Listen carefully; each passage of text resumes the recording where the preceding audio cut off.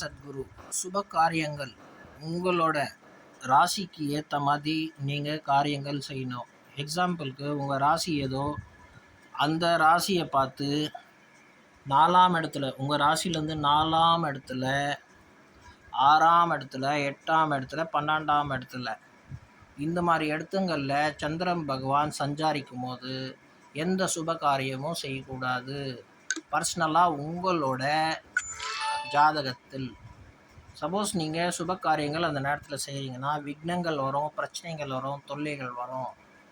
இந்த சந்திரனை வச்சு நீங்கள் உங்கள் சுப காரியங்களை தேர்ந்தெடுக்கணும். ஒரு நல்ல ஆச்சாரியை பார்த்து, இல்லை உங்களுக்கே தெரிஞ்சால் நீங்கள் விஷயத்தை பார்த்து கண்டுபிடிக்கணும். இப்போ நாம் இந்த காரியங்களை செய்யலாமா?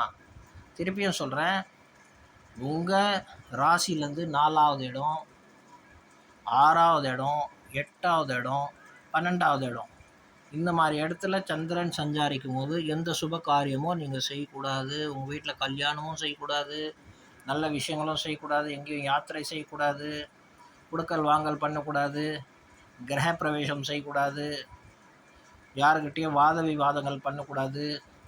இந்த மாதிரி நீங்கள் பண்ணிங்கன்னா கண்டிப்பாக உங்களோட வாழ்க்கையில் பிரச்சனை வரும். இதை நீங்கள் பார்த்துட்டு உங்கள் காரியங்களை தொடங்குனீங்கன்னா இந்த மாதிரி விக்னங்கள் இல்லாமல் உங்கள் காரியங்கள் வெற்றி ஆகும். வாழ்க சத்குரு.